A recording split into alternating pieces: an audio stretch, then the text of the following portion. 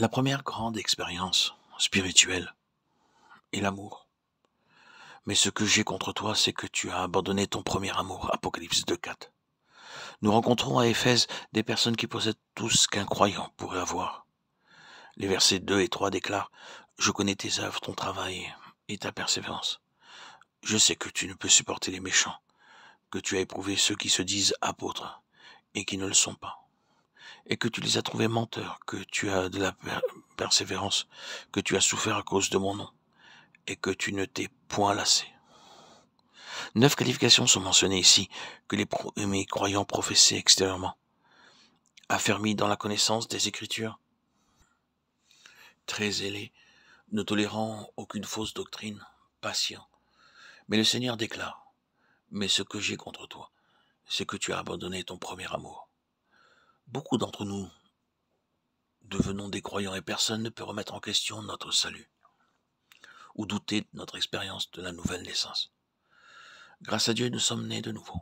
Personne ne peut remettre en question notre doctrine. Nous sommes si corrects, exacts et convenables, mais il n'y a pas d'amour. En Angleterre, tout est propre, la nourriture est servie sur une belle assiette brillante et il y a beaucoup de couteaux et de fourchettes. Alors que j'étais en Angleterre, je trouvais à ma droite au moins 5 couteaux et je les ai mélangés. Je ne savais pas avec lequel commencer, bien qu'on m'ait répété plusieurs fois de commencer avec le numéro 1, puis le numéro 2.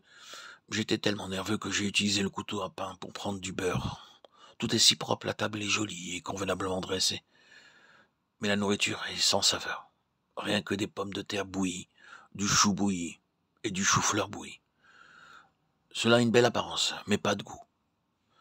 Un chrétien peut être très beau, très propre, bien habillé, éduqué, mais sans amour.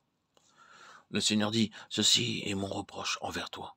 Vous pouvez être serviteur de Dieu, jeune ou vieux, mais soyez très attentifs, le diable peut faire de vous un croyant au cœur dur. Nous venons si peu aimables, nous prononçons des mots peu aimables, blessants et attristants, et nous disons des choses qui blessent les autres pour nous faire plaisir. Le Seigneur est également blessé par ces choses et déclare: J'ai quelque chose contre toi. Le principal but du diable est de rendre nos travaux stériles et infructueux. Nous ne ressentons aucune affection lorsque les gens nous saluent. Le dimanche matin uniquement, ils sont très corrects. Le dimanche, mais le lundi, ils demandent: Qui êtes-vous? Aucun témoignage d'amour. Le lundi ou le mardi, cela se limite au dimanche matin. Ils font preuve d'amour et de bonté et sont très doux le dimanche uniquement.